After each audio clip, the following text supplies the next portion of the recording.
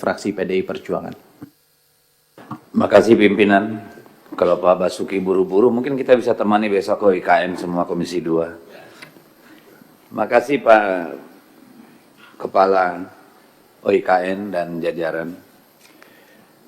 Saya ingin katakan bahwa dari awal kita mendukung yang namanya upaya pemindahan ibu kota sebagai sebuah upaya yang punya landasan historis, punya landasan filosofis, punya landasan teknokratik, ya, dan punya alasan-alasan ideologis, Pak. Tetapi memang, mohon maaf, sepengetahuan kami itu kita bangun secara bertahap, dan bertahap.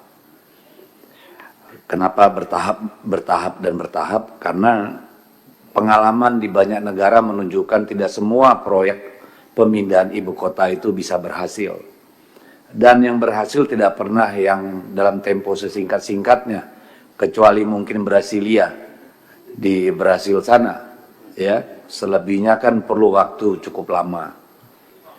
Yang namanya Canberra itu 14 tahun, Pak, baru parlemennya berkantor di sana, pindah dari Melbourne. Yang gagal banyak banget. Ya, paling dekat dengan Myanmar kalau nggak salah, Burma ya, itu hancur karena terlalu bernafsu. Kita lihat terlalu bersemangat, kata senior saya, Pak Komarudin. Putrajaya kita lihat bisa memindahkan pusat pemerintahannya, tapi tidak warganya. Jam 5 sore, kota hantu. Kan gitu.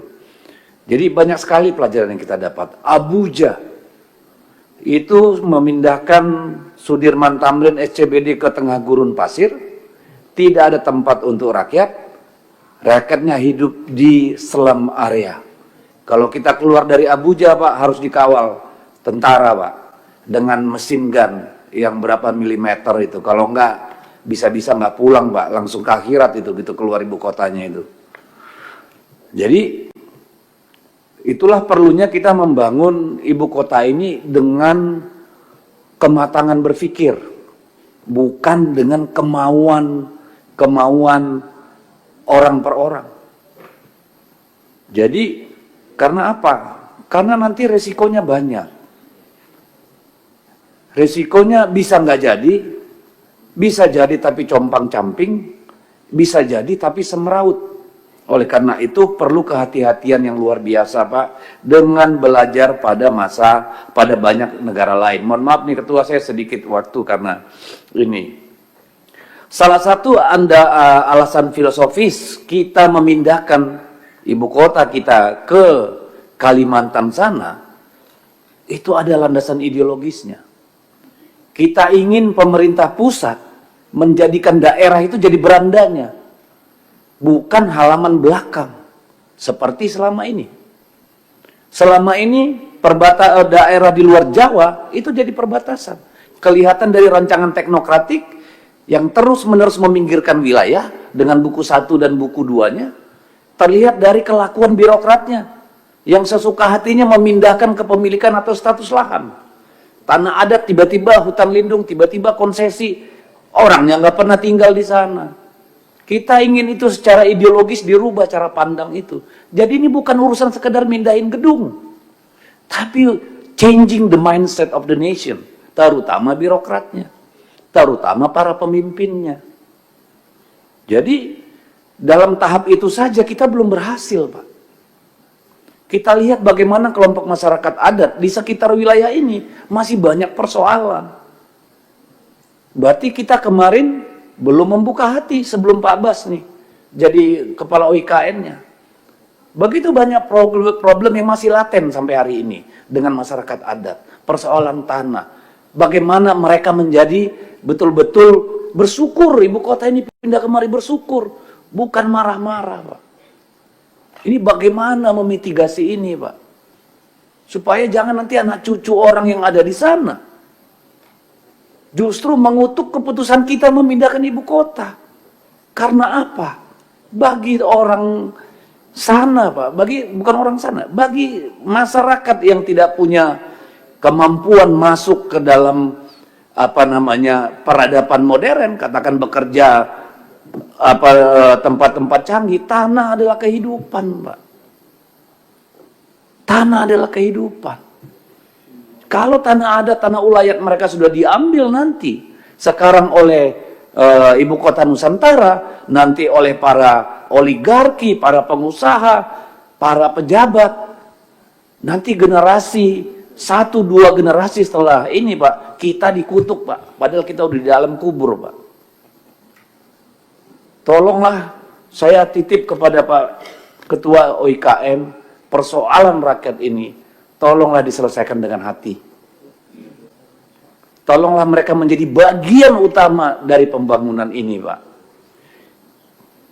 Bagaimana mereka bisa diintegrasikan ke dalam. Jangan nanti mereka seperti orang aborigin, Pak. Nonton, Pak. Kalau kita ke Australia beberapa tahun lalu, saya masih ingat. Kalau ada orang aborigin itu pasti mabok, dipukulin sama polisi, masukin ke mobil patroli. Jangan sampai orang Kalimantan sana seperti itu, Pak. Mereka nggak bisa pergi berfoto ke depan Istana Negara karena jalan kaki, Pak. Ini dulu filosofinya, Pak. Tolong jangan pinggirkan mereka. Pikirkan mitigasi bagaimana mengintegrasikan mereka ke dalam. Itu titipan saya, Pak. Yang kedua, Pak, pada stage pertama ini, saya mohon betul, Pak, konsentrasi dulu pada eksekutif, Pak. Apakah sudah selesai semua dengan 48 nomenklatur kementerian, Pak? Karena ini dalam 1-2 tahun, paling lambat 2 tahun, Pak. Tapi dalam 1 tahun ini kalau tidak diisi, Pak, rusak itu gedung-gedung, Pak. Pasti rusak. Kalau rumah kita tinggalin 1 tahun aja, Pak, kita kontrakin atau dikosongin lah, itu pasti udah berantakan, Pak. Jadi mohon, sebelum berpikir membangun semua pindah pada saat yang bersamaan, tolong kita konsentrasi pada eksekutif dulu, Pak. Jangan kita mikir nanti bangun lagi, sekarang ini belum kelar, kita bangun lagi eksekutif, legislatif, bangun lagi judikatif. Ini biar terbentuk ekosistemnya, Pak. Karena dibangun semua tidak diutilisasi, nggak ada yang mau invest, Pak. Karena nggak ada orang. Kan begitu, Pak. Padahal biaya maintenance itu keluar triliunan, Pak.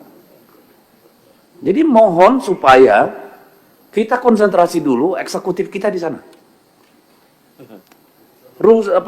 Gedung-gedung, tower-tower yang sudah dibangun, yang sudah ada ini, kementerian mana yang bisa kita pindahkan sekarang? Belajar dari Putrajaya. Putrajaya itu setelah 4 tahun membangun, Pak, cuma 300 orang di sana kerja, Pak. Tahun berikutnya baru masuk 3.000 orang, Pak. Itu kalau kita mau membangun ekosistem, Pak. Jadi kalau saran saya, kalau memang sudah ada gedung, rumah-rumah menteri sudah jadi berapa, Pak? 36 sudah jadi. Oke. Kalau tidak mungkin semua, tentu ada beberapa yang harus kita pindah sekarang ke sana supaya menciptakan demand, Pak. Kalau enggak, sampai kapan, Pak? Orang yang investasi untuk bisnis di sana mati, Pak. Pasti pakai bank itu semua. Kalau enggak ada demand-nya, kan hancur itu lama-lama barangnya juga, Pak. Jadi tolong disampaikan kepada Bapak Presiden, pindahkanlah secara bertahap. Apakah Menteri Desa perlu segera pindah ke sana? Ayo, Menteri Desa, biar lebih dekat dengan desa-desa. Lebih cepat berubah cara pandangnya. Mungkin Kementerian Kehutanan, Kementerian Lingkungan Hidup, Kementerian Pertanian, ayolah. Mungkin juga tidak harus semua. Secara bertahap. Tapi harus segera diisi, Pak. Itu yang kedua, Pak. Yang ketiga, Pak, dibagi waktunya. Iya, mohon dipahami juga bahwa ini tidak sekedar tentang ASN-nya. Ini juga menyangkut keluarganya. Jangan justru pemindahan ASN memberikan beban tambahan kepada para pegawai. Jadi 2 rumah mereka, Pak. Suami di sana, istri di Jakarta. Kan gitu nih. Ini kan perlu disiasati, Pak. Artinya, Kalau mereka pindah ke sana, sekolah udah ada dong, rumah sakit udah ada. Sudah harus running, disesuaikan dengan jadwal sekolah anak-anak. Itu kalau kita mau membangun dengan benar. Kalau enggak nanti anggaran negara yang diborosin, Pak. Bolak-balik bikin perjalanan dinas ke Jakarta balik, Pak. Supaya bisa ngunjungin keluarga. Boncos lagi anggaran. Jadi saya mohon ini betul-betul, karena masih banyak teman-teman lain tentunya yang memerlukan waktu. Yang paling penting saya berharap yang pertama itu bertahap, Pak, sudah segera harus mulai diisi. Dan kemudian tadi yang masyarakat Kalimantan, dan kemudian terakhir saya, Pak, mungkin pada pertemuan berikutnya bisa disiapkan pada kita mitigasi pemindahan itu, Pak. Ya, skenarionya mulai kapan, berapa, yang mana saja, kan itu kan bisa kita diskusikan, Pak. Karena kan memang itu harus, dan setahu saya dulu itu juga udah disiapkan, ya kan udah disiapkan juga itu. Cobalah supaya kita dalami lagi, supaya ini menjadi perhatian Bapak Presiden.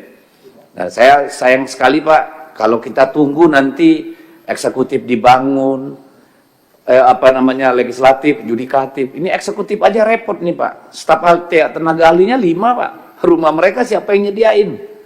Nanti cukup nggak gaji mereka untuk nyewa tempat di IKN? Ini kan persoalan yang kompleks.